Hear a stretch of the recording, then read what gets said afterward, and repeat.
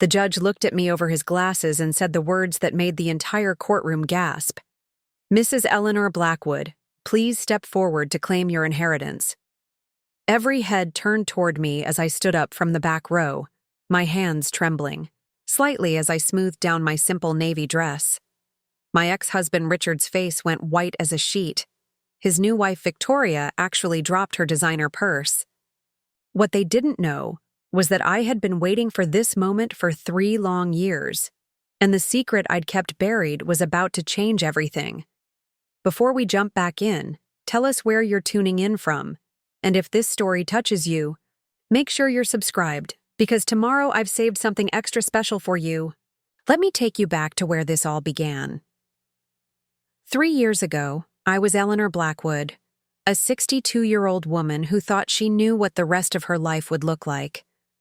I had been married to Richard for 34 years, raised 2 children who had moved across the country for their careers, and spent most of my days tending to our small garden behind our modest 2-story home in Salem, Oregon.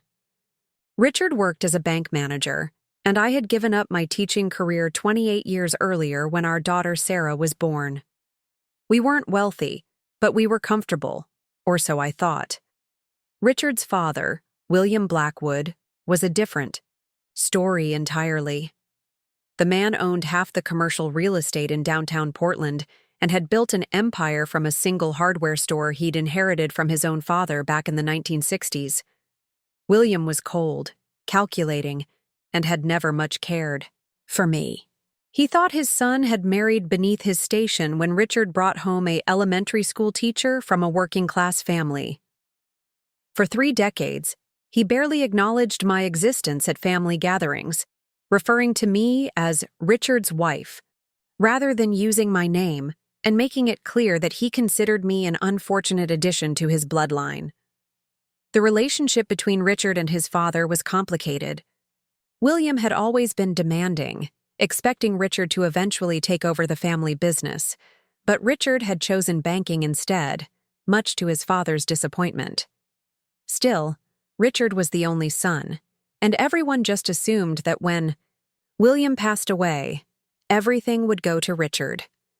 The old man had never remarried after Richard's mother died when Richard was in college, and he had no other children. It seemed like simple math. I remember the last conversation I had with William clearly. It was at his 80th birthday party, held at the country club where he'd been a member for 40 years.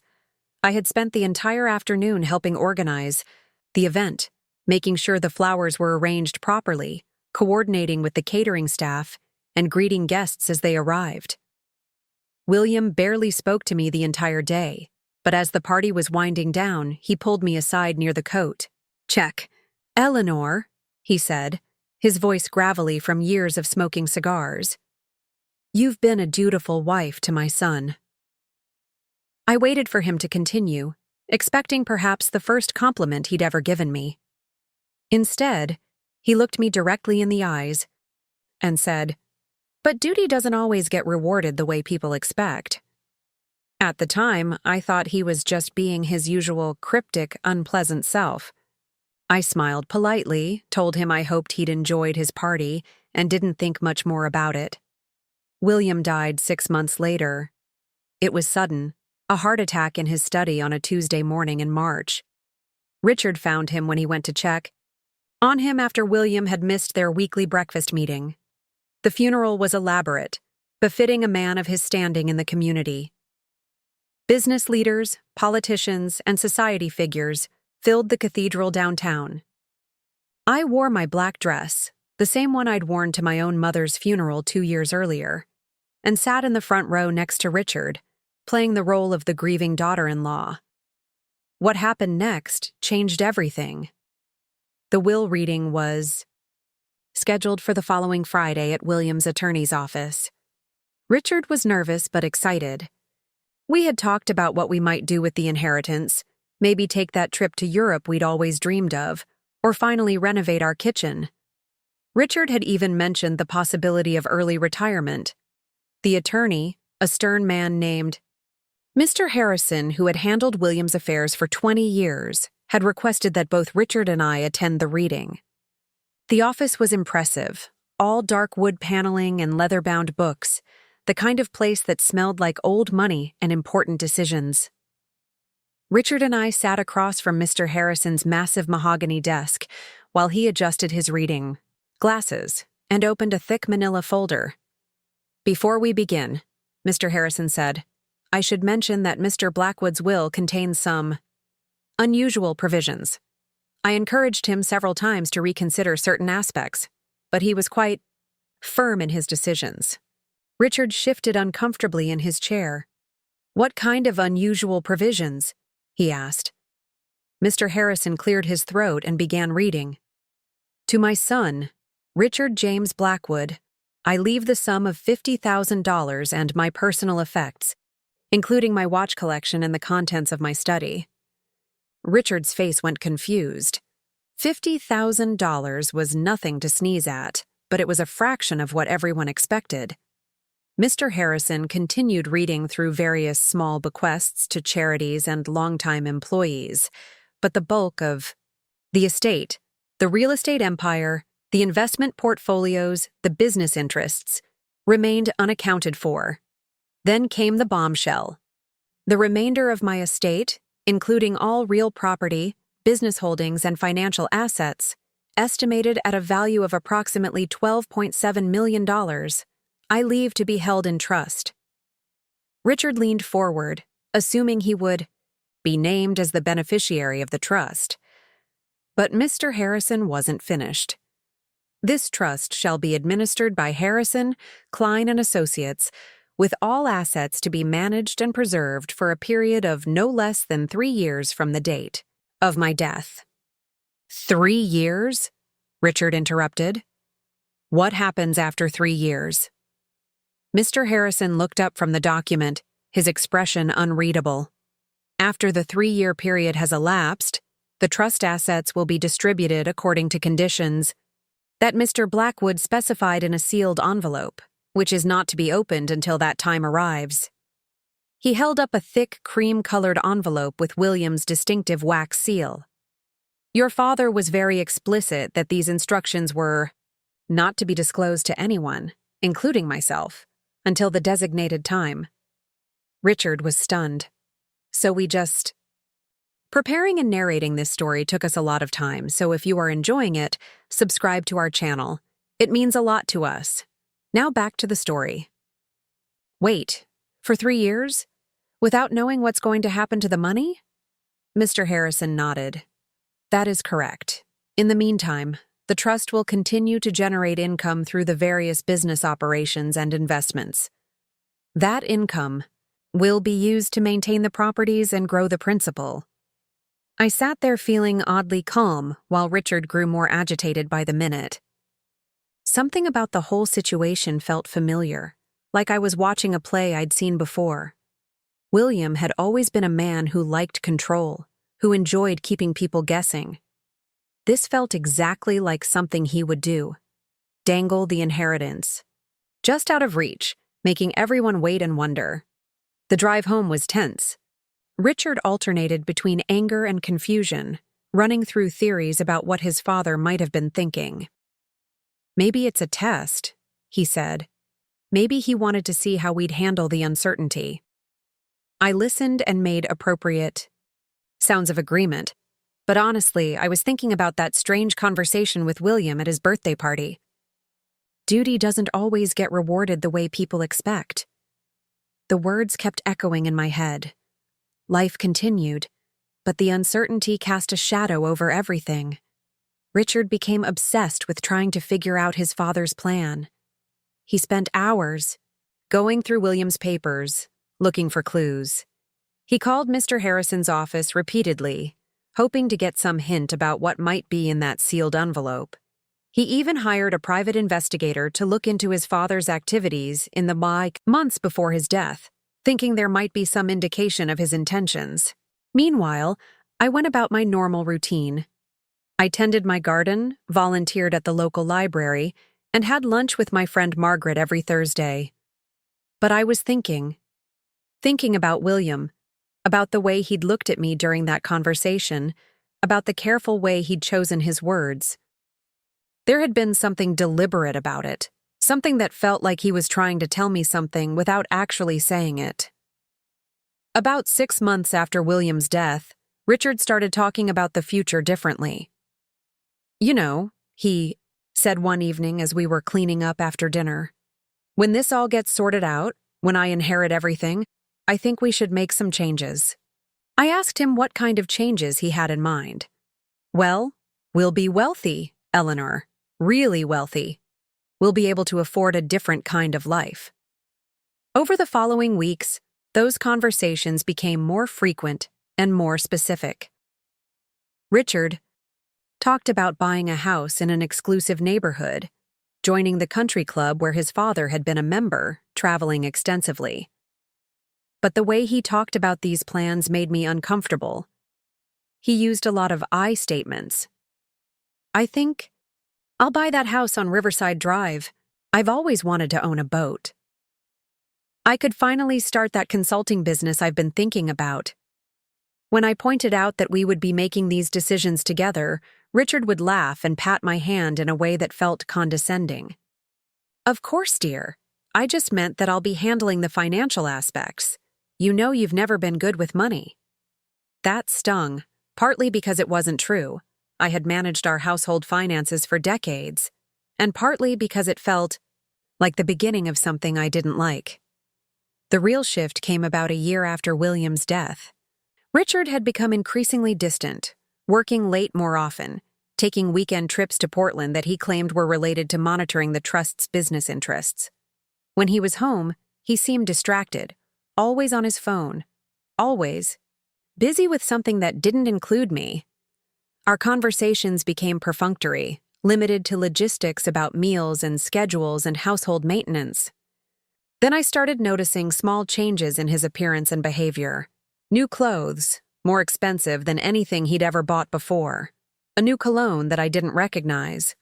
He joined a gym and started talking about networking opportunities and expanding his social circle.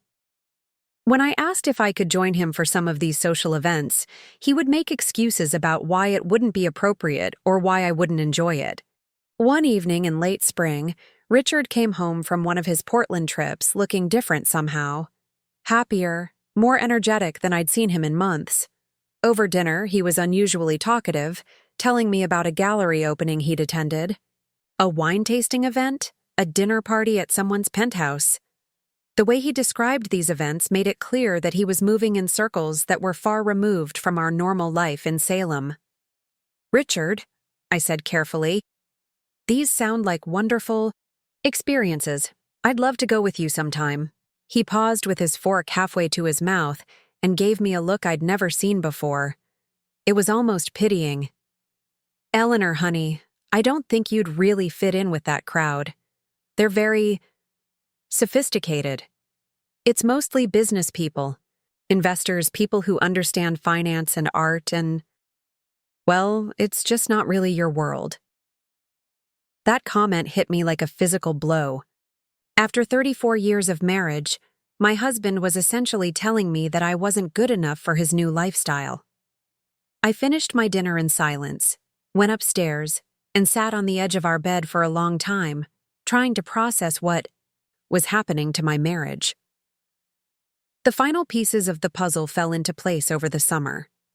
Richard's behavior became more erratic and secretive. He would receive phone calls that he would take in private, stepping out onto the patio or going into his study and closing the door.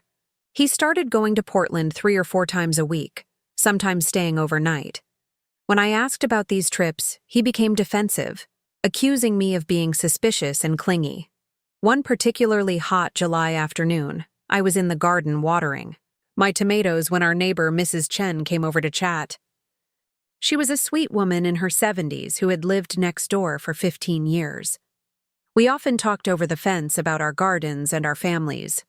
That day, she seemed a bit uncomfortable, fidgeting with her gardening gloves as we talked.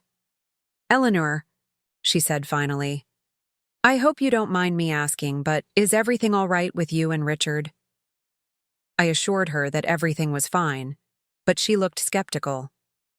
"It's just that I've seen him leaving at odd hours lately, and last week I saw him loading suitcases into his car at 6 in the morning. I was worried that maybe one of you was sick or something." I thanked Mrs. Chen for her concern and told her there was nothing to worry about, but her observation troubled me. Richard hadn't mentioned any early morning trips. That evening, I casually asked him about his schedule for the next day, and he told me he was planning to work from home. When I mentioned that Mrs. Chen had seen him leaving early the previous week, he became agitated and accused me of having the neighbors spy on him. The conversation escalated into our first real fight in years. Richard accused me of being paranoid and controlling. I accused him of being secretive and dishonest. Eventually, he stormed out of the house saying he was going to Portland for the night and would be back in the morning. He didn't come back for 3 days. When he finally returned, he was different. Calmer, but also more distant. He sat me down at the kitchen table and spoke in the careful tone of someone who had rehearsed what they were going to say. "Eleanor, I think we need to have a serious conversation about our future. This marriage isn't working anymore. We've grown apart. We want different things, and I think it would be better for both of us if we separated." I stared at him across the table. This man I'd shared my life with for over 3 decades, and realized I was looking at a stranger. "Richard, what are you talking about?" "Yes, things have been difficult lately, but that doesn't mean we give up. We can work through this. We can get counseling, we can—" He was shaking his head before I finished speaking. "Eleanor, I've already contacted a lawyer. I've thought about this a lot and I've made up my mind.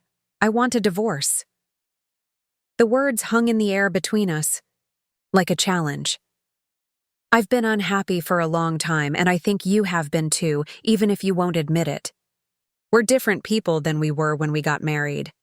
I want a chance to start over, to live the kind of life I want to live." "What kind of life is that, Richard?" I asked, though I was already beginning to understand. "The kind of life where you're embarrassed by your wife, where you go to fancy parties and art galleries and pretend you're someone you're not." His face flushed, and I knew I'd hit close to the mark. "I'm not pretending to be anyone," he said defensively. "I'm finally becoming the person I was meant to be. And that person doesn't include a small-town housewife who's never been anywhere or done anything interesting." The cruelty of that statement took my breath away. A small-town housewife. After 34 years of supporting his career, raising his children, managing his household, being his partner in every meaningful way, that's how he saw me. The divorce proceedings were swift and brutal. Richard had indeed been planning this for months. He had documented every asset we owned, consulted with multiple attorneys, and developed a strategy for dividing our property. Since Oregon was a no-fault divorce state, the specifics of why our marriage had ended didn't matter legally, only the division of assets. What I learned during those proceedings shocked me even more than his initial announcement. Richard had been living a double life for over a year. He had rented an apartment in Portland, joined an exclusive social club, and had been spending money, our money, maintaining a lifestyle that was far beyond our actual means. He had run up credit card debt, taken out a home equity loan on our house, and had been using our savings to fund his new persona. But the most devastating revelation came when Richard's attorney presented their proposed settlement.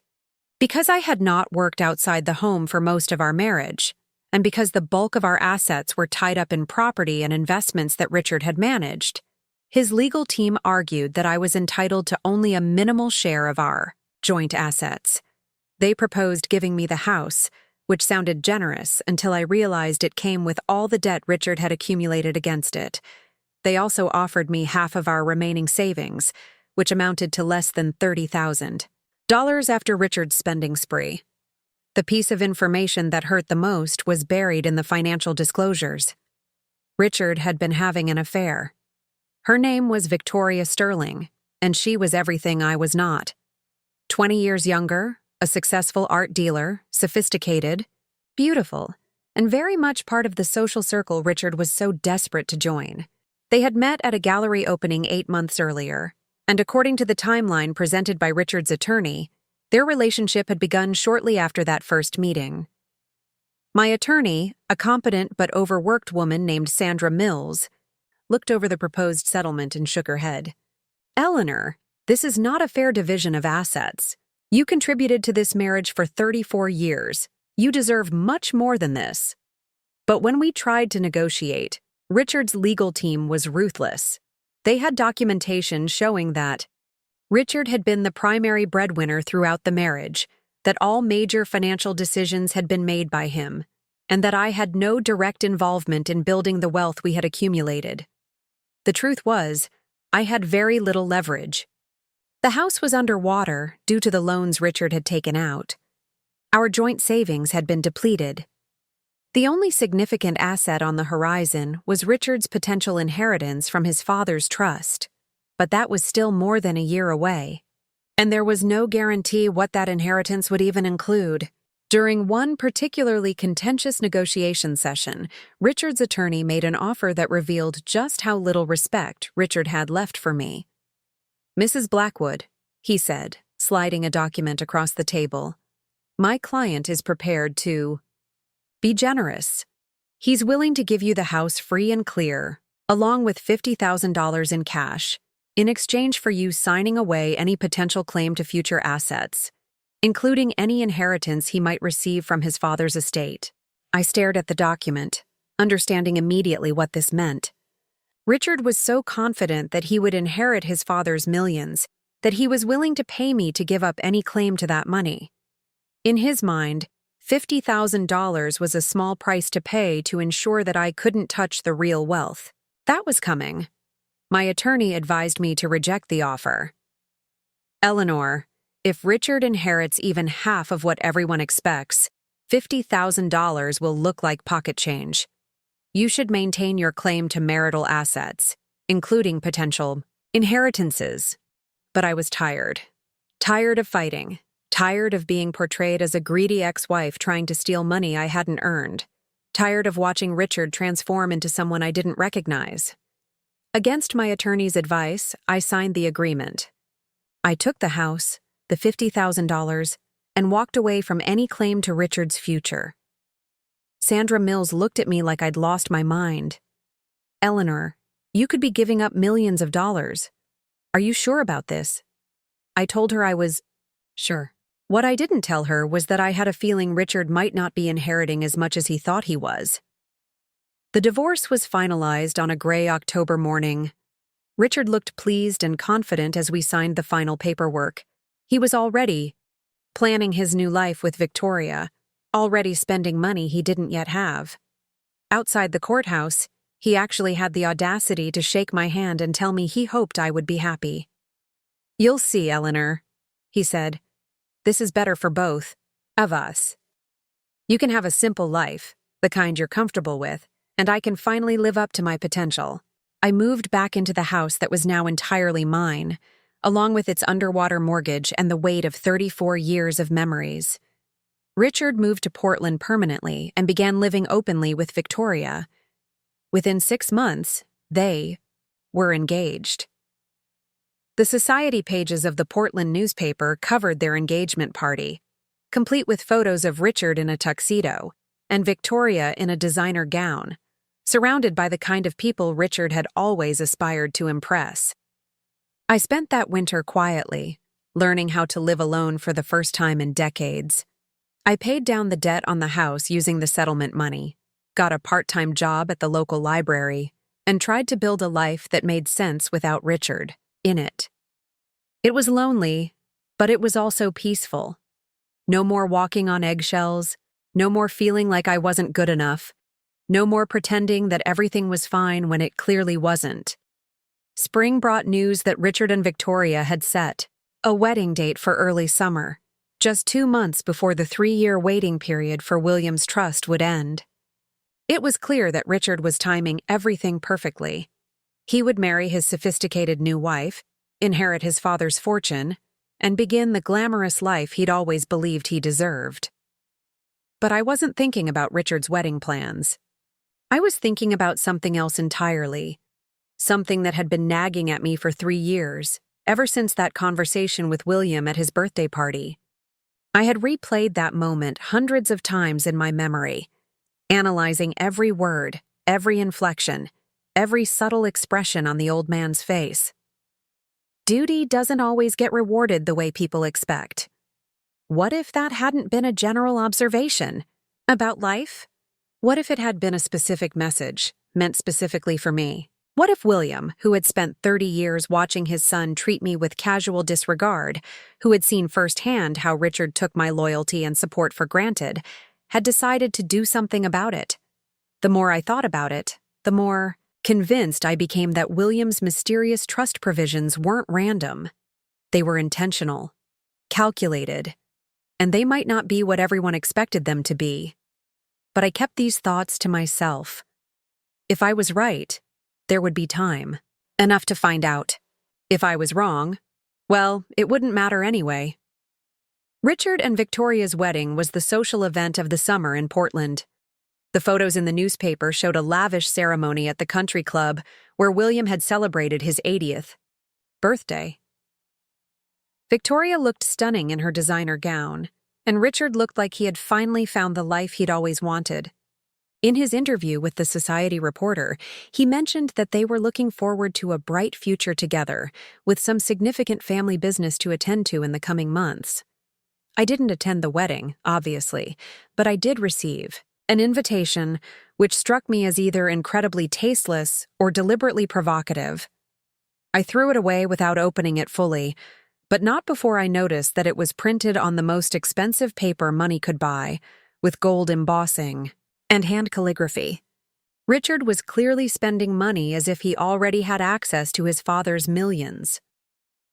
Summer passed into fall, and as September arrived, I found myself thinking more and more about the approaching deadline.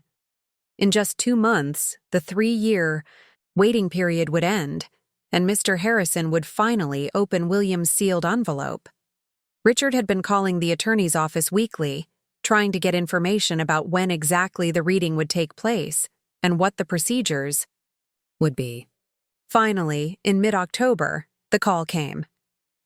Mr. Harrison's secretary contacted me to inform me that the final distribution of William Blackwood's estate would take place on Friday, November 15th at 2:00 p.m. in the law firm's conference room. I was invited to attend as Richard's former wife, though the secretary made it clear that this was likely just a formality, and that I shouldn't expect the proceedings to affect me in any way. I accepted the invitation, though I didn't tell anyone I was planning to attend. As far as I knew, Richard and Victoria had no idea I would be there. They were probably expecting a simple ceremony where Mr. Harrison would hand over the keys to William's empire and they would walk out as one of the wealthiest couples in Oregon. The days leading up to November 15th crawled by. I found myself alternating between nervous excitement and the certainty that I was building up false hope. Most likely, I told myself, William's trust would be exactly what everyone expected it to be.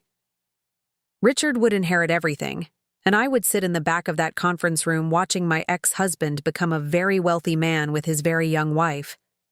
But there was another possibility. A possibility that kept me awake at night and made my heart race during quiet moments. What if William, who had never liked the way his son treated me, who had watched for 30 years as Richard took my devotion for granted, who had always been a man who believed in consequences and accountability, had decided to teach his son a lesson about duty and loyalty and the value of a good woman? There was only one way to find out. The morning of November 15th arrived gray and drizzly, typical for Oregon in late fall. I woke up before dawn, not because I had set an alarm, but because my mind wouldn't let me sleep. I lay in bed listening to the rain tap against my bedroom window, thinking about how different this day might have been if Richard and I were still married. We would have gotten ready together, probably arguing about what to wear to such an important occasion. He would have been nervous and excited, pacing around the house, checking his watch every few minutes. Instead, I was alone with my thoughts, and a cup of coffee that had gone cold while I stared out at my small garden. I had been thinking a lot about gardens lately. There's something profound about tending plants, about understanding that growth takes time, that sometimes the most important work happens underground where nobody can see it. When I first started gardening 35 years ago, Richard used to tease me about spending so much time with dirt and weeds. He never understood that gardening taught you patience, taught you to recognize the difference between something that was dormant and something that was dead, taught you that the right conditions could make even the most unlikely things flourish. By noon, I had changed clothes 3 times. I wanted to look respectable, but not overdressed, confident, but not presumptuous. I finally settled on a charcoal gray dress with a simple black blazer, clothes that would let me blend into the background if that's where I belonged, but that wouldn't embarrass me if I ended up being more visible than expected. I added my grandmother's pearl necklace, the only valuable jewelry I owned, and a pair of low heels that wouldn't betray me if my legs got shaky. The drive to Portland took 45 minutes, and I spent most of it practicing what I would say if anyone asked me why. I was there. I had every right to attend Mr. Harrison's office had invited me, but I knew my presence would surprise people. Richard probably assumed I was too bitter or too proud to show up, or maybe he had simply forgotten that his ex-wife might have any interest in his family's affairs. Victoria probably didn't even know I existed beyond being an unfortunate chapter in Richard's past that he preferred not to discuss. Harrison, Klein, and Associates occupied the top 2 floors of a gleaming downtown office building. The lobby was all marble and brass, designed to impress clients with the firm's success and stability. I announced myself to the receptionist, a young woman with perfectly styled hair who looked at me with polite disinterest. She checked her computer screen and directed me to the conference room on the 32nd floor. The elevator ride felt endless. I watched the numbers climb and tried to calm my racing heart. Whatever happened in the next hour would either validate 3 years of secret hope or confirm that I was a foolish old woman who had built a fantasy around a dying man's cryptic comment. Either way, I told myself, at least I would know. The conference room was larger than I had expected, with floor-to-ceiling windows that offered a spectacular view of the city and the mountains beyond. A long polished table dominated the center of the room, surrounded by leather chairs that probably cost more than most people's monthly salary. Mr. Harrison was already there, arranging papers and looking as serious as he had 3 years earlier. He nodded politely when I entered and gestured toward a chair near the back of the room. "Mrs. Blackwood," he said formally, "thank you for coming. Please, make yourself comfortable. The others should be arriving shortly." I took the seat he had indicated and tried to look like I belonged there. The view from the window was mesmerizing, but I forced myself to focus on the room and the people who would soon fill it. Richard arrived exactly 5 minutes before the scheduled start time, which was typical for him. He had always been punctual to the point of obsession, believing that being late showed disrespect and lack of discipline. He was dressed in an expensive navy suit that I didn't recognize, with a silk tie that probably cost more than I spent on groceries in a month. His hair had been recently cut and styled, and he moved with the confident bearing of a man who was about to inherit a fortune. Victoria entered behind him like a perfectly choreographed dance partner. She was even more striking in person than she had appeared in the newspaper photos. Tall and elegant with honey blonde hair that fell in perfect waves around her shoulders. Her outfit was a masterpiece of understated luxury, a cream-colored dress, with a designer handbag and shoes that probably had their own insurance policy. She moved through the room as if she had been born to occupy spaces like this, comfortable and entitled in a way that I envied despite myself. Richard's eyes swept the room and stopped when they reached me. His expression shifted from confident anticipation to surprised confusion. "Eleanor?" he said, his voice louder than the formal setting warranted. "What are you doing here?" Every head in the room turned toward me, and I felt my cheeks flush with embarrassment. I had hoped to remain unnoticed until the proceedings began, but apparently that wasn't going to be possible. "I was invited," I said simply, keeping my voice steady despite the way my heart was hammering against my ribs. "Mr. Harrison's office called me last week." Richard looked toward the attorney with an expression that demanded an explanation. Mr. Harrison adjusted his glasses and consulted the papers in front of him. "Mrs. Blackwood was indeed invited," he confirmed.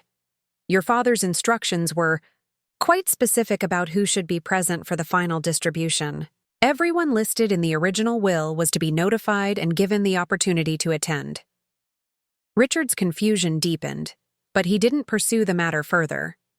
He guided Victoria to seats at the opposite end of the table from me, and they sat down with the air of people claiming their rightful place at the head of the proceedings. The room gradually filled with other attendees. There was Mr. Klein, Mr. Harrison's partner, who would apparently serve as a witness to whatever was about to unfold. William's longtime accountant, a thin man with wire-rimmed glasses who had managed the financial aspects of the trust for the past 3 years. A representative from the bank that had been handling the trust's day-to-day operations. And finally, a court reporter who set up her equipment with practiced efficiency. At exactly 2 o'clock, Mr. Harrison called the meeting to order. He stood at the head of the table, holding the cream-colored envelope that had been sealed for 3 years, and addressed the assembled group with the gravity of a judge pronouncing sentence. "Ladies and gentlemen, we are here today for the final distribution of the estate of William James Blackwood, pursuant to the terms of his last will and testament. As you know, Mr. Blackwood's instructions were that this sealed envelope not be opened until exactly 3 years from the date of his death. That deadline has now passed, and we may proceed." He paused and looked around the room, his gaze lingering on each face as if he were memorizing this moment for history. "Before I open these instructions, I want to remind everyone present that Mr. Blackwood was of sound mind when he created these provisions, that he consulted extensively with our firm about the legal implications of his decisions, and that his wishes, however unexpected they might prove to be, are legally binding and will be carried out to the letter." Richard shifted impatiently in his chair. Victoria placed a manicured hand on his arm in a gesture that was probably meant to be comforting, but looked more possessive to me. I sat perfectly still, my hands folded in my lap, trying to appear calm while my mind raced with possibilities. Mr. Harrison opened the envelope with a letter opener that looked like it had been designed specifically for ceremonial purposes. He extracted several sheets of paper, unfolded them carefully, and began to read. His expression remained neutral, but I noticed his eyebrows rise slightly as he scanned the contents. He read through the entire document once, then looked up at the assembled group. "These instructions are quite detailed," he said, "and I believe it would be best if I read them in their entirety, rather than attempting to summarize." He cleared his throat and began. "To those gathered for the distribution of my estate, I hope you will understand that the decisions I have made were not arrived at lightly or in haste. I have spent considerable time observing the people in my life, evaluating their character, their choices, and their treatment of others. What follows is my final judgment on how my life's work should be distributed." Richard leaned forward, his attention completely focused on Mr. Harrison's words. Victoria maintained her composed expression, but I could see tension in the set of her shoulders.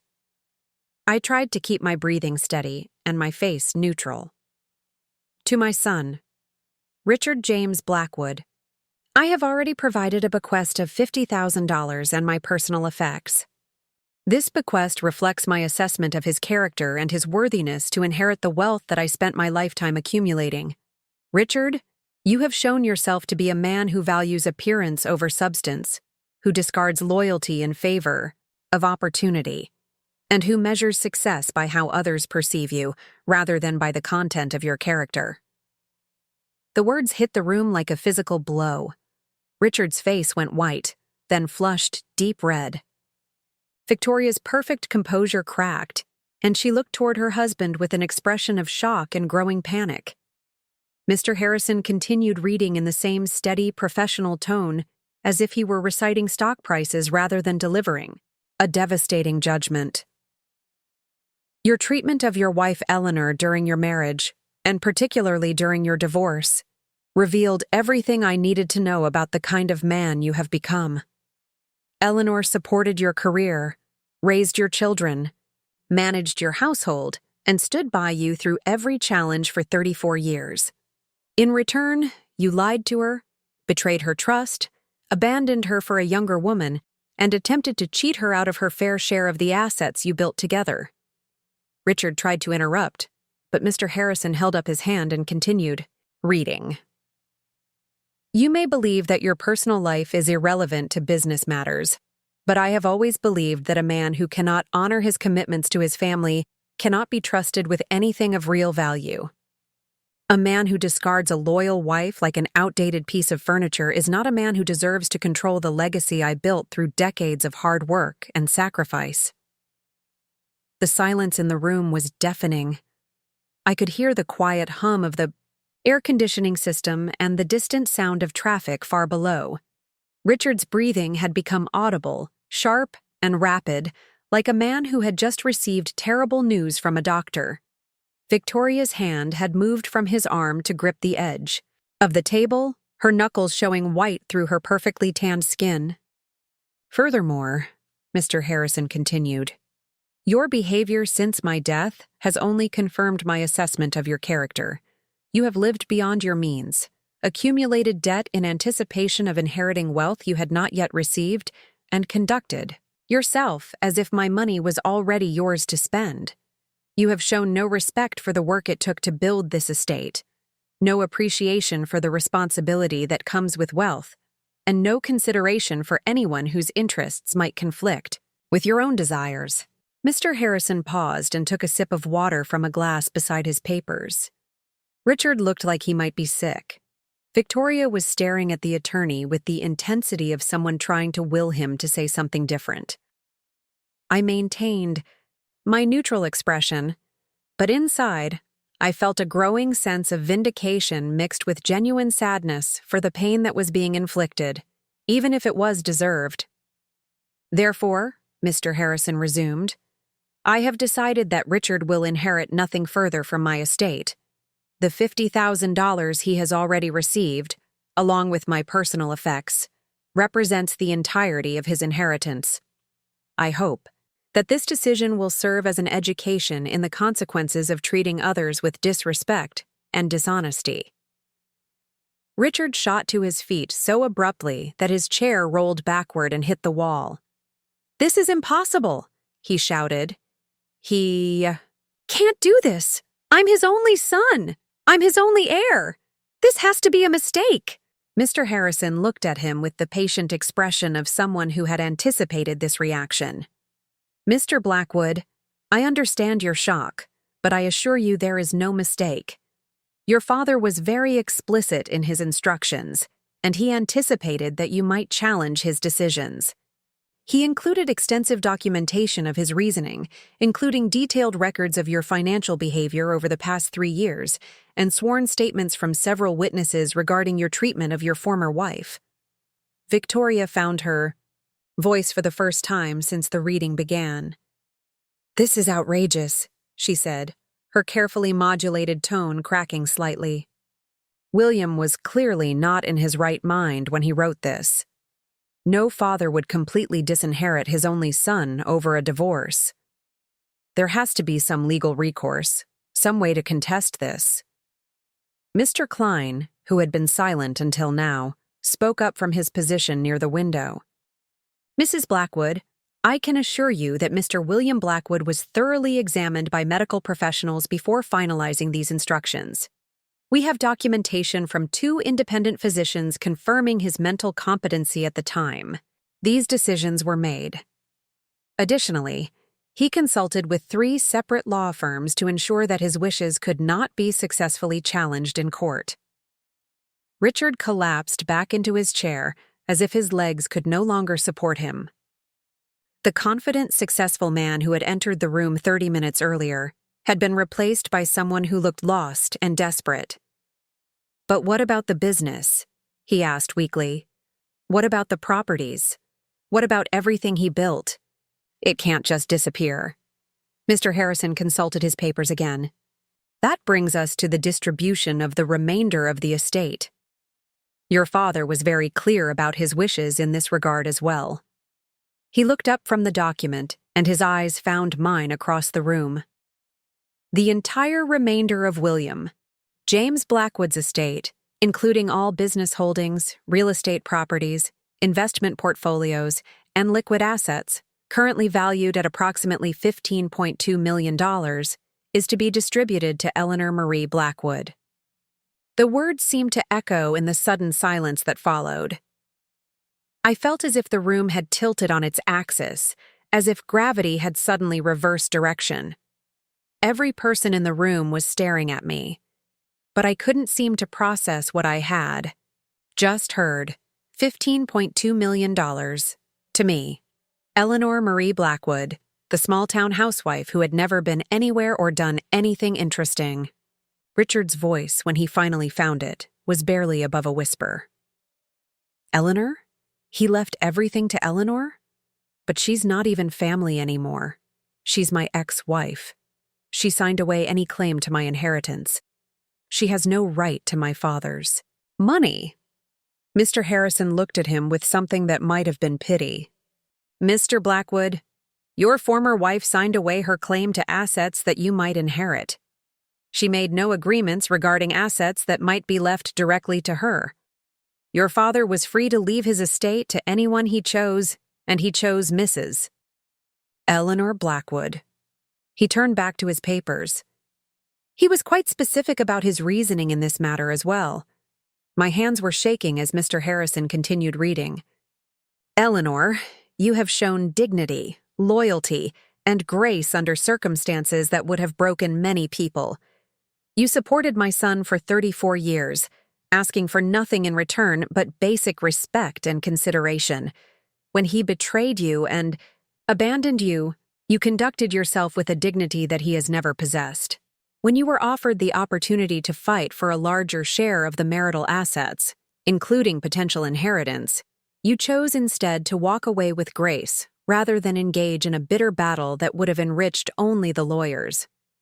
I realized I was crying, tears running down my cheeks that I didn't even try to wipe away. The words William had written about me were more kindness than anyone had shown me in years, certainly more than I had ever received from him while he was alive. Your decision to sign away your claim to future inheritance was not the action of a weak woman, as my son believed, but the action of someone with such inner strength that she was willing to sacrifice potential wealth rather than compromise her dignity. That kind of character is rare in this world, and it deserves to be rewarded. You were the daughter-in-law I never appreciated while I was alive, but you are the person I trust most to use this inheritance wisely and well. Victoria was on her feet now, her designer composure completely shattered. This is insane, she screamed. She's nobody. She's just some pathetic old woman who couldn't keep her husband. William must have been having some kind of breakdown when he wrote this. We'll contest it. We'll fight this in court. She won't see a penny of that money. Mr. Harrison set down his papers and looked at her with the cold professionalism of someone who had dealt with many ugly scenes over the years. Mrs. Blackwood, you are certainly free to pursue legal action if you believe you have grounds to do so. However, I should inform you that Mr. William Blackwood anticipated such a response and took extensive precautions to ensure his wishes could not be overturned. The estate has more than sufficient resources to defend against any legal challenge, and frankly, you have no standing to contest a will in which you are not mentioned. Richard looked like he was struggling to breathe. Eleanor, he said, turning toward me with an expression of desperate pleading. You can't seriously accept this. This is my father's money, my family's money. You know this isn't right. You know he meant for me to inherit everything. And something went wrong, some misunderstanding. His voice grew stronger as he spoke, as if he were convincing himself. We can work this out between us. We don't need lawyers. We can come to some reasonable arrangement. I found my voice for the first time since Mr. Harrison had spoken my name. "Richard," I said quietly, "your father was very clear about his intentions. This isn't a misunderstanding or a mistake. This is exactly what he wanted to happen." I stood up slowly, my legs still unsteady but functional. "Mr. Harrison, what do I need to do to accept this inheritance?" The attorney smiled for the first time since I had entered the room. "Mrs. Blackwood, there are quite a few documents to sign and legal procedures to complete, but those can be handled over the next few days. For now, you simply need to confirm that you accept the bequest as outlined in Mr. William Blackwood's will." "I accept," I said, the words coming out stronger and clearer than I had expected. "I accept the inheritance, and I will do my best to honor William's trust in me." Richard made a sound that was somewhere between a groan and a sob. Victoria gathered her purse and headed for the door without looking back, her high heels clicking angrily against the marble floor. "Eleanor, please," Richard said one more time, his voice breaking. "You can't do this to me. To us. We'll lose everything. The house, the wedding, all our plans. Victoria's pregnant. We need this money." I looked at him across the conference table. This man who had shared my life for over 3 decades, who had thrown me away like garbage when I was no longer useful, to him, who was now begging me to save him from the consequences of his own choices. "Richard," I said gently, "I didn't do this to you. You did this to yourself. Your father watched you treat me like I was disposable, and he decided that a man who could do that to his wife didn't deserve to inherit the fortune he had worked his entire life to build. This isn't about revenge or punishment. This is about consequences." He stared at me for a long moment, and I could see him cycling through anger, disbelief, and something that might have been the beginning of understanding. Finally, he nodded, once stood up, and walked toward the door. Just before he reached it, he turned back. "I guess I never really knew you at all, did I, Eleanor?" he said. It wasn't an accusation or an insult, just a statement of fact that carried 34 years of regret. "No," I replied. "You never did." He walked out of the conference room, leaving me alone with the lawyers and the court reporter and the most shocking news I had ever received in my life. "Mr. Harrison began gathering his papers, but he paused and looked at me with genuine warmth. "Mrs. Blackwood, I have to tell you that I've been practicing law for 35 years, and I have never seen anything quite like this. Your former father-in-law was a complex man, not always easy to like, but he was a shrewd judge of character. I think he would be very pleased to see how you handled yourself today." I thanked him and asked about the next steps. There would be meetings with accountants and financial advisors, paperwork to transfer property deeds and investment accounts, decisions to make about the ongoing management of William's various business interests. It was overwhelming to contemplate, but also strangely exciting. For the first time in my adult life, I would have real choices about how to live, what to do with my time, how to use my resources to make a difference in the world. As I walked out of the conference room and toward the elevator, I thought about William's final words to me at his birthday party. Duty doesn't always get rewarded the way people expect. He had been trying to tell me something that day, planting a seed that would take 3 years to bloom. He had seen something in me that I hadn't seen in myself, something worth $15 million and a chance to start over. The elevator doors closed behind me, and I began the descent back to street level, back to my simple life in Salem, back to my small house and my garden and my part-time job at the library. But everything had changed now.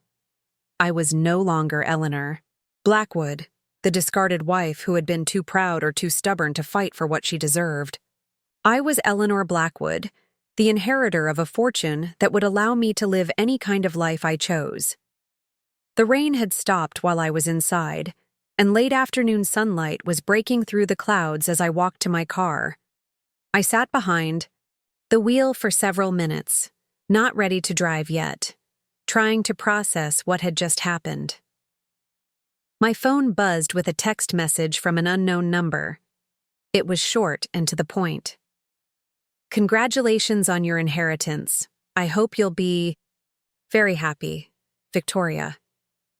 I deleted the message without responding. The drive home gave me time to think about what I wanted to do with this unexpected gift. William had trusted me to use his wealth wisely, and I intended to honor that trust. There would be time for travel, for experiences I had never been able to afford, for the kind of life Richard had thought I wasn't sophisticated enough to appreciate. But first, there were other things to consider. People to help, causes to support, ways to make a difference that went beyond my own comfort, and happiness. I thought about my garden, about the lessons it had taught me over the years. Sometimes the most unlikely plants could flourish if they were given the right conditions. Sometimes what looked dead was just dormant, waiting for the right season to bloom. Sometimes the most beautiful flowers grew from the darkest soil. By the time I reached Salem, I had already begun making plans. The next morning, I woke up in my own bed expecting to discover that the entire inheritance had been an elaborate dream.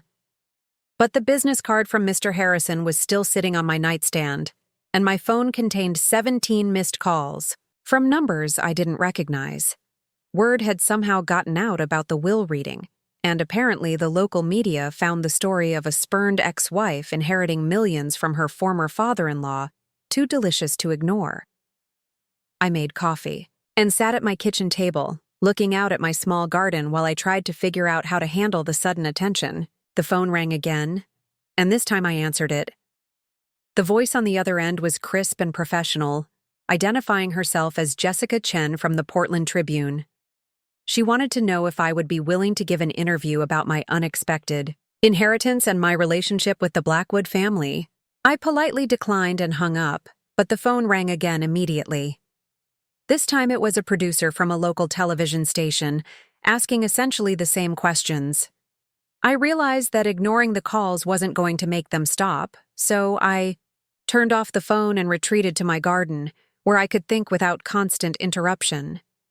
The November air was crisp and clean, carrying the scent of wet earth and dying leaves. I walked among my flower beds, most of them dormant now, for the winter, and tried to wrap my mind around the magnitude of what had happened. $15 million. It was an abstract number that didn't feel real, like play money from a board game. But the business interests and properties were very real, and they would require real decisions and real management. My neighbor, Mrs. Chen, appeared at the fence that separated our yards, carrying a cup of tea and wearing the expression of someone who had news to share. She had obviously seen the reporters who had been lurking around my house earlier that morning, and her curiosity was practically vibrating in the air between us. "Eleanor, dear," she said carefully, "I hope you don't mind me asking, but there seem to be some unusual people interested in your house today. Is everything all right?" I explained briefly about the inheritance, watching her eyes grow wider with each detail. Mrs. Chen had known Richard during our marriage, and she had watched the divorce proceedings with the concerned interest of a good neighbor. She knew better than most how badly I had been treated. "Well," she said finally, "I can't say I'm surprised that Richard's father saw through him. That man always struck me as someone who could read people like books, and you've certainly earned some good fortune after everything you've been through." She paused and sipped her tea thoughtfully. "What will you do now?" It was a simple question, but it contained multitudes. What would I do now? For 62 years, my life had been shaped by other people's needs and expectations. First my parents, then Richard, then our children, then the demands of maintaining a household and supporting a husband's career. I had never in my adult life had the luxury of asking myself what I wanted to do with my time, my energy, my resources. I told Mrs. Chen that I wasn't sure yet, that I needed time to process everything and make some plans. She nodded understandingly and went back inside, but I could see her watching from her kitchen window as I continued working in my garden. News travels fast in small towns, and I knew that by evening, everyone in Salem would know about my inheritance. The next few days were a whirlwind of phone calls, meetings, and paperwork. Mr. Harrison introduced me to William's financial advisors, a team of serious men and women who spoke in numbers and percentages and long-term projections. They walked me through the various components of the estate: commercial real estate holdings in Portland and Seattle, a diversified stock portfolio, municipal bonds, a small but profitable manufacturing company that made specialized hardware for construction projects, and several other business interests that generated steady income. The most surprising discovery was a beautiful house in the hills above Portland, a property that William had owned for 15 years but rarely used. It was a sprawling contemporary home with floor-to-ceiling windows that offered panoramic views of the city and Mount Hood beyond. The property manager, an efficient woman named Carol Martinez, gave me a tour that left me speechless. The house was fully furnished with expensive but tasteful furniture, artwork that belonged in museums, and a kitchen that would have made professional chefs weep with envy. Mr. Blackwood used this primarily as a retreat, Carol explained, as we walked through rooms that were larger than my entire Salem house. He would come here when he needed to think, to get away from the demands of business. He always said it was the one place where he could see clearly. She paused in the living room, which featured a massive stone fireplace and windows that framed the view like a living painting. He left specific instructions that you should feel free to use this house whenever you wanted, for as long as you wanted. I stood in that beautiful room, looking out at a view that probably cost more than most people earned in a lifetime, and felt a wave of emotion that caught me completely off guard. William had not only left me his fortune, he had left me a home that was worthy of that fortune, a place where I could live the kind of life that Richard had always believed I wasn't sophisticated enough to appreciate. That evening, I drove back to Salem and sat in my small house, trying to reconcile the woman who had toured a mansion that afternoon with the woman who had been making dinner in this modest kitchen for the past 3 years. The contrast was jarring, but also liberating. I could choose now. I could stay in Salem and live quietly on the income from the investments, or I could embrace the opportunities that this inheritance represented. The decision was made easier by what happened next. Richard called me for the first time since the will reading, his voice carefully controlled but carrying an undercurrent of desperation that was impossible to miss. He asked if we could meet for coffee, just to talk, to see if there was some way to work things out. Against my better judgment, I agreed to see him. We met at a small cafe in downtown Salem, the same place where we used to have breakfast sometimes, during the early years of our marriage. Richard looked terrible. His expensive suit was wrinkled, his hair was uncombed, and he had the hollow-eyed appearance of someone who hadn't been sleeping. He ordered coffee but didn't touch it, just sat across from me fidgeting with the cup handle while he tried to find the right words. "Eleanor," he began, "I know I have no right to ask you for anything. I know I treated you badly, that I hurt you in ways that can't be undone. But I'm asking you to consider what my father really would have wanted if he had known the whole situation." He leaned forward, his voice dropping to an urgent whisper. "Victoria is pregnant. We're going to have a baby. My father always wanted grandchildren, and if he had known that there was going to be a grandchild, surely he would have made different provisions." I looked at this man who had once been the center of my world, who had fathered my children, and shared my bed for over 3 decades, and felt nothing but sadness for how far he had fallen. "Richard," I said gently, "your father knew exactly what he was doing. He watched you abandon your family for a younger woman, and he decided that wasn't the kind of behavior that deserved to be rewarded with $15 million. But the baby," Richard insisted, "surely you wouldn't want to punish an innocent child for my mistakes. Victoria and we made plans based on the assumption that I would inherit something substantial. We bought a house we can't afford. We've accumulated debts. We're in over our heads financially. Without some portion of that inheritance, we're going to lose everything." I thought about the house in the Portland Hills, about the businesses that were generating income every day, about the investment accounts that were growing steadily even as we spoke. Richard was asking me to give up a fortune so that he could maintain the lifestyle he had built on the assumption that his father's money would always be there to bail him out. "Richard," I said, "you made your choices. You chose to leave our marriage. You chose to spend money you didn't have. You chose to build a life based on expectations rather than reality.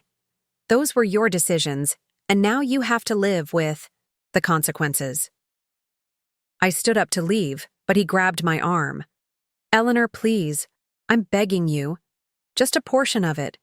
Just enough to get us back on our feet. $1 million would solve all our problems. You'd still have $14 million left. You could afford to be generous." The desperation in his voice was painful to hear, but it also made me angry. Even now, even when he was asking for my help, he was trying to tell me what I could afford, trying to manage my money for me. "Richard," I said, pulling my arm free from his grip, "this conversation is over. The inheritance is mine, and I intend to keep it. You made your bed when you decided I wasn't good enough for your new life. Now you get to sleep in it." I walked out of the cafe without looking back, but I could feel his eyes following me all the way to my car. That night, I called Carol Martinez and asked if the Portland house was available for an extended stay. She assured me that it was, and that she would have it prepared for my arrival. I spent the next day packing my belongings, not just for a visit, but for a move. Salem had been my home for 3 years, but it had never been the life I wanted. It had been the life I accepted after Richard took away all my other options. The process of packing forced me to confront how small my world had become. My clothes fit in 2 suitcases. My books filled 3 boxes. My personal mementos and photographs occupied 1 small crate. In 3 years of living alone, I had accumulated almost nothing of value, had formed few meaningful relationships, had built a life that was functional but not fulfilling. Mrs. Chen came over to say goodbye, bringing a plate of homemade cookies and tears in her eyes. "I'm going to miss you terribly," she said. "But I'm so happy that you're finally getting the chance to live the life you deserve." She hugged me tightly and whispered, "Don't let anyone make you feel guilty for accepting. Good fortune. You've earned this, Eleanor." The drive to Portland felt like crossing a bridge between 2 different worlds. I left Salem as Eleanor Blackwood, the quiet divorcee who worked part-time at the library and tended a small garden. I arrived in Portland as Eleanor Blackwood, one of the wealthiest women in Oregon and the owner of properties and businesses that she was only beginning to understand. The Portland house was even more spectacular at sunset, the massive windows catching and reflecting the golden light that painted the city below. Carol had prepared the master suite for me, a room with its own fireplace, a balcony that overlooked the garden, and a bathroom that was larger than my entire Salem kitchen. But it was the closet that made me laugh out loud. It was bigger than my old bedroom, with built-in drawers and shelves and hanging space for hundreds of garments. It was designed for someone who owned the kind of wardrobe that went with a $15 million lifestyle. That night, I sat on the balcony with a glass of wine from William's impressive collection, looking out at the lights of the city and trying to plan my future. The financial advisors had prepared a comprehensive report on the estate's assets and income streams. Even if I spent lavishly, the investments would generate more money than I could reasonably use. I could travel, buy anything I wanted, live anywhere in the world, and still have more money at the end of each year than I had started with.